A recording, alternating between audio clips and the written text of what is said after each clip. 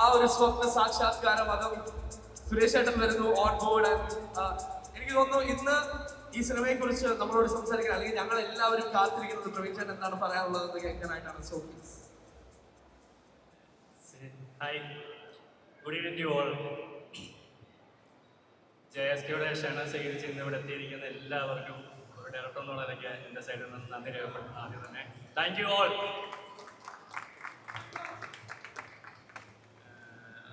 നെർവസാണ്, അതിൻ്റെ ഒരു ഇതുണ്ട്, സ്റ്റാർട്ടിംഗ് ട്രബിളുണ്ട്. എന്നാലും സിനിമയെ പറ്റി എനിക്ക് തോന്നുന്നു സിനിമ ഒരു ഏകദേശം ഒരു 10 ദിവസത്തിന് സിനിമ റിലീസാകാൻ പോവാണ്.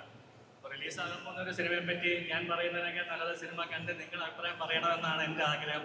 അതിനുവേണ്ടിയാണ് ഞാൻ ഇത്രയും ദൂരം നമ്മൾ എല്ലാവരും ചേർന്ന് ഈ സിനിമ ഇവിടം വരെ എത്തിച്ചത്. നിങ്ങളുടെ എല്ലാവരുടെയും അഭിപ്രായങ്ങൾ നിങ്ങൾ സ്വീകരിക്കപ്പെടണമെന്നുള്ള ആത്മാർത്ഥമായ ആഗ്രഹം കൊണ്ടാണ്. ജാനകി ഈ നിമിഷം വരെയും അടുത്തൊരു 8-10 ദിവസം കൂടെ ഞങ്ങളുടേതാണ്. ഞങ്ങളുടെ എന്ന് പറഞ്ഞാൽ ഞങ്ങളുടെ ഒരു ടീമുണ്ട്. എഡിറ്റർ, ക്യാമറമാൻ, അസോസിയേറ്റ് ഡയറക്ടർ, അഭിനേതാക്കൾ എല്ലാവരും അടങ്ങുന്ന ഒരു ടീമുണ്ട്. അടുത്തൊരു ഏതാനും ദിവസങ്ങൾക്കകം ഈ സിനിമ നിങ്ങളുടേതായി മാറുവാണ്. തീർച്ചയായിട്ടും ഈ സിനിമ മുന്നോട്ട് വെക്കുന്ന ഒരു കോണ്ടന്റ് ഉണ്ട്, അല്ലെങ്കിൽ ഒരു സ്ത്രീപക്ഷ രാഷ്ട്രീയമുണ്ട് ഈ സിനിമയ്ക്ക്. അത് ഇവിടെ ചർച്ച ചെയ്യപ്പെടുന്നത് ഞാൻ ഭയങ്കരമായിട്ട് ആഗ്രഹിക്കുന്നുണ്ട്. അപ്പോൾ ഈ സിനിമയുമായിട്ട് ബന്ധപ്പെട്ട് ഞാൻ ആദ്യം അനുവിൻ്റെ അടുത്ത് പോകാൻ തന്നെ ഉള്ളൊരു കാരണം അതാണ്. കാരണം ഇതൊരു പാനിൻ്റെ ലെവലിൽ ചർച്ച ചെയ്യപ്പെടണമെന്ന് ആഗ്രഹം ഉണ്ടായിരുന്നു. ചേട്ടൻ്റെ അടുത്ത് വന്നപ്പോൾ ഞാൻ ആദ്യം പറഞ്ഞൊരു കാര്യം അതായിരുന്നു. അപ്പം എന്താണോ എങ്ങനെയാണോ ഞാൻ ആഗ്രഹിച്ചത് അതുപോലെ തന്നെ ഇത്രയും വർഷങ്ങൾക്കുണ്ട്. ശരിക്കും 2018 എൻ്റെ ആദ്യത്തെ സിനിമ ഇറങ്ങി എങ്ങും എത്താതെ പോയ സമയത്ത് അടുത്തത് എന്ത് ചെയ്യുമെന്ന് അറിയാൻ മേലാതെ പകച്ചിരുന്ന നിമിഷങ്ങളുടെ ജീവിതത്തിലേക്ക് കടന്നു വന്ന് എൻ്റെ ഏറ്റവും അടുത്ത സുഹൃത്ത് കിരൺ രാജ് ഒരു വലിയൊരു ഭീമമായ എമൗണ്ട് എൻ്റെ കയ്യിൽ വെച്ച് തന്നിട്ട് പറഞ്ഞു, എടാ ഇത് നിന്നെക്കൊണ്ട് ചെയ്യാൻ പറ്റുന്നതേ ഉള്ളൂ സിനിമ. ആദ്യത്തെ സിനിമ അങ്ങനെ പോയി, സാരമുള്ള കാര്യമല്ല, നീ സിനിമ ചെയ്യുക എന്ന് പറഞ്ഞ് പൂർണ്ണമായിട്ട് എൻ്റെ പുറയിൽ നിന്ന് എന്നെ ബാക്കപ്പ് ചെയ്ത് എന്നെ സപ്പോർട്ട് ചെയ്ത് ഇന്നീ നിമിഷം വരെ എൻ്റെ എല്ലാ ചിലവുകളും അല്ലെങ്കിൽ ഈ സിനിമയായിട്ട് ബന്ധപ്പെട്ട ഒരുപാട് കാര്യങ്ങളിൽ എന്നെ കൈപിടിച്ച് നടത്തിക്കൊണ്ടുന്ന ഒരാളാണ് കിരൺ രാജ്. അപ്പോൾ ആദ്യം ഞാൻ നന്ദി പറയുമ്പം അതിന് ഭയങ്കര വിഷമകരമായ ഒരു സംഭവം കൂടെ ഉണ്ടാകുന്നുണ്ട്. കാരണം ഈ സിനിമയ്ക്ക് ആദ്യമായിട്ട് എനിക്ക് അഡ്വാൻസ് കിട്ടുന്ന ചാനശ്ശേരി പുഴവാത അമ്പലത്തിന് ഉപയോഗിച്ചാണ്. അത് തരുന്നവൻ്റെ അമ്മയാണ്. പക്ഷേ ഞങ്ങളുടെ എന്തോ ദൗർഭാഗ്യത്തിന് അമ്മ ഇന്ന് ഞങ്ങളുടെ കൂടെ ഇല്ല. ഈ സ്ക്രിപ്റ്റ് ആദ്യം വായിക്കുന്ന അമ്മയായിരുന്നു, ഈ കഥ ആദ്യം അറിയുന്ന അമ്മയായിരുന്നു. അപ്പോൾ ഈ സിനിമ ഇവിടെ സംസാരിക്കുന്നതിനാണ് എൻ്റെ വിശ്വാസം. അത് കോടികളുടെ കിലുക്കത്തിനേക്കാൾ ഉപരിയായിട്ട് ഈ സിനിമ സംസാരിക്കപ്പെടണമെന്നാണ് ഞാൻ ആഗ്രഹിക്കുന്നത്. അതിന് വേണ്ടിയിട്ടാണ് ഞാൻ ഇതിലേക്ക് ചേട്ടനെ പോലെ ഒരു ആർട്ടിസ്റ്റ്. കാരണം ചേട്ടനോട് ഈ സന്ദേശം ജനങ്ങളിലേക്ക് എത്തുമെന്ന് എനിക്ക് 100% ഉറപ്പുണ്ട്. Thank you. ഈ സിനിമയായിട്ട് ബന്ധപ്പെട്ട് നന്ദി പറയാൻ തുടങ്ങിയാൽ ഈ ഇരിക്കുന്ന അങ്ങേയറ്റം തൊട്ട് എവിടം വരെ എത്തിയിരുമെന്ന് എനിക്ക് തന്നെ അറിയില്ല. എങ്കിലും ഈ സിനിമയിൽ ഞാൻ ഏറ്റവും കൂടുതൽ കടപ്പെട്ടിരിക്കുന്ന കുറച്ച് പേരുകളുടെ പേര് ഞാൻ ഇവിടെ പറയാതെ പോയി കഴിഞ്ഞാൽ ഇനിയൊരു അവസരം എനിക്കത് കിട്ടില്ല എന്ന് എനിക്ക് ഉത്തമ ബോധ്യമുണ്ട്. അതുകൊണ്ട് ഈ സിനിമയായിട്ട് ഞാൻ ആദ്യം നടക്കുന്ന സമയത്ത് ഒരുപാട് കാലഘട്ടം കുറച്ചുകൂടെ സംസാരിക്കുന്നത് കുഴപ്പമില്ലാന്ന് കരുതുന്നു. അപ്പം ആദ്യം ഈ സിനിമയിലേക്ക് ഇത് ഒരുപാട് പേരിലൂടെ കടന്നു വന്നൊരു സിനിമയാണ്. ഒരു സ്റ്റേജിൽ ഈ സിനിമ നടക്കാതാകുന്ന ഒരു സന്ദർഭത്തിൽ ഇതിലേക്ക് ജയവിഷ്ണു കടന്നു വരുന്നുണ്ട്, മുനീറൊക്കെ കടന്നു വരുന്നുണ്ട്, എൻ്റെ ഒരു സുഹൃത്തുണ്ട് വിഷ്ണു നിശാദ്. ഒരുപാട് പേരിലൂടെ സ്ക്രിപ്റ്റ് എഴുതി അങ്ങനെ കറക്റ്റ് ചെയ്ത് പല കാലങ്ങളിൽ പല രീതിയിൽ മാറ്റപ്പെട്ട് എനിക്ക് തോന്നുന്നു മലയാള സിനിമയിലുള്ള ഒരുപാട് പേരുടെ വീടുകളിൽ ഈ സ്ക്രിപ്റ്റ് ഉണ്ടായിരിക്കാം. കാരണം സിനിമയ്ക്ക് അങ്ങനെ ഒരു ജാതകമുണ്ട്. പരാജയപ്പെട്ട് കഴിഞ്ഞാൽ കയറി വരാൻ ഒരുപാട് പാടാണ്. അപ്പോൾ ആ ഒരു സന്ദർഭത്തിൽ എന്നെ വിശ്വസിച്ച് ധൈര്യമായിട്ട് നീ ഈ സിനിമ ചെയ്യുമെന്ന് പറഞ്ഞ് എൻ്റെ കൂടെ നിന്ന 2 പേരാണ്. ഒന്ന് സുരേഷ് ഏട്ടനും 2 അനുപമയും. അവർ 2 പേരും ഉള്ളത് കൊണ്ടാണ്, അല്ലെങ്കിൽ അവർ ഈ സിനിമയ്ക്ക് ഡേറ്റ് തന്നത് കൊണ്ടാണ് സിനിമ യാഥാർത്ഥ്യമാകുന്നത്. അതിൻ്റെ നന്ദി ഞാൻ ആദ്യം തന്നെ പറയുന്നു. എന്നെ ഈ സിനിമയിലേക്ക് സുരേഷിൻ്റെ അടുത്തേക്ക് എത്തിച്ച സൈത്തേട്ടനോടെ കടപ്പാട് ഒരിക്കലും പറഞ്ഞാൽ തീരില്ല. കാരണം അമ്മാതിരി യാത്രകൾ ഞാൻ സൈത്തേട്ടനോട് തിരുവനന്തപുരത്തിന് ചെയ്തിട്ടുണ്ട്, എല്ലാം ഓർമ്മയുണ്ട്. അതിനുശേഷം ഈ സിനിമ ഇങ്ങനെ നിൽക്കുന്ന സമയത്ത് ഇതിലേക്ക് ആദ്യം കടന്നു വന്ന് ഈ ഒരു സിനിമയ്ക്ക് ഇൻവെസ്റ്റ് ചെയ്യാനായിട്ട് ആദ്യം എൻ്റെ കൈ പിടിക്കാൻ കാരണക്കാരനായ അജ്മൽ, ജീവൻ നാസർക്ക, തുടർന്ന് അവരിലൂടെ എത്തിച്ചേർന്ന പനീന്ദ്രകുമാർ, മോഹനേട്ടൻ, അവസാനം പല സന്ദർഭങ്ങളും ഇന്ന് പോയ പല ഘട്ടങ്ങളും ദേവദൂതരെ പോലെ കയറി വന്ന് അല്ലെങ്കിൽ നമ്മൾ തീർക്കൂട എന്ന് പറയുന്ന കൈ പിടിച്ച ആളാണ് ട്രീപ്പിങ്ങിൻ്റെ സുജിത്തേട്ടൻ, സൂപ്പർ ഗുഡ് ഫിലിംസ്, ഗോകുല മൂവീസ്. എനിക്ക് എല്ലാവരോടും നന്ദി പറയാനാണ്. മാധവ്, ഓരോ സന്ദർഭങ്ങളിലും മാധവ, അസ്കറ, വൈഷ്ണവി, മേധ, ഷഫീർ, എല്ലാവരോടും ഒരുപാട് തവണകൾ വഴക്കുണ്ടാക്കേണ്ടി വന്നിട്ടുണ്ട് ലൊക്കേഷനുകളെല്ലാം.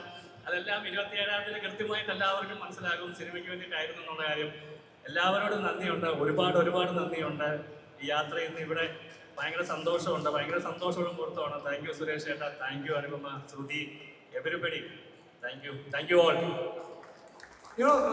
ഇത് this is actually very beautiful. കാരണം ഇത് സത്യം പറഞ്ഞാൽ I don't know it was a venue to say thank you to everybody. കാരണം ഇന്ന് ഇതെല്ലാം അവസാനിക്കുന്ന ഒരു ദിവസമല്ല. It is actually going to be there on screen on 27. പക്ഷെ അതിനുശേഷം നമ്മൾ വിശ്വസിക്കുന്ന ഒരു കാര്യം, ഒരു കല അത് എന്നും മനുഷ്യ മനസ്സുകളിൽ ജീവിക്കുമെന്നാണ് നമ്മൾ വിശ്വസിക്കുന്നത്. And you are A creator of it. പക്ഷേ ഇതിൽ ഞാൻ കണ്ട ഏറ്റവും വലിയ ക്വാളിറ്റി എന്ന് പറഞ്ഞാൽ ഇവിടെ ഇരിക്കുന്ന ഏകദേശം എല്ലാവരുടെയും പേരെടുത്ത് അവർക്ക് നന്ദി പറഞ്ഞ ആ ഒരു writer, director, I think this is what makes it A huge success. അല്ലെങ്കിൽ ഇത്രയും വർഷങ്ങൾ നിങ്ങൾ ഓരോരുത്തരും അദ്ദേഹത്തോടൊപ്പം കട്ടക്ക് നിന്നു എന്ന് പറയുകയാണെങ്കിൽ അതിന്റെ കാരണം ഇത് തന്നെയായിരിക്കും അല്ലേ? So once again a big round of applause. And ഒരു കാര്യം ഞാൻ അറിഞ്ഞാൽ കൊള്ളാമെന്ന്, ഇതിന്റെ ഈ സിനിമയെ കുറിച്ച് നമ്മൾ സംസാരിക്കുമ്പോൾ ഇവിടെ നിൽക്കണം. ഓക്കെ, നമുക്ക് ഇവിടെ നിൽക്കണം. ഈ സിനിമയെ കുറിച്ച് നമ്മൾ സംസാരിക്കുമ്പോൾ ഇതിന്റെ ഏറ്റവും മനോഹരമായ ഒരു ഓർമ്മ എന്ന് പറയുന്നത് എന്തായിരിക്കും പ്രവീൺചേട്ടനെ സംബന്ധിച്ചിടത്തോളം? ഒരുപാട് ഓർമ്മകളുണ്ടാവും, പക്ഷെ ഒരിക്കലും മറക്കാത്ത അല്ലെങ്കിൽ ഏറ്റവും മനോഹരമായ ഈ സിനിമയെ കുറിച്ച്, ജയശ്രീയെ കുറിച്ച് പ്രവീൺചേട്ടനുള്ള ഒരു ഓർമ്മ എന്താണ്? ഒരു കാര്യം ഞാൻ പറയാം, ഇതിനെ പറ്റി പറയുമ്പോൾ എന്റെ സേതു ചേട്ടന്റെ പേര് ഞാൻ അറിയാതെ പെട്ടെന്ന് വിട്ടുപോയി. അറിഞ്ഞുകൊണ്ടല്ല, സേതു ചേട്ടൻ ഈ സിനിമയുടെ എന്താ പറയുന്നത് നട്ടല്ല. അത് വരും കാലങ്ങളിൽ സിനിമ അറിയട്ടെ, അതാണ് നല്ലത്.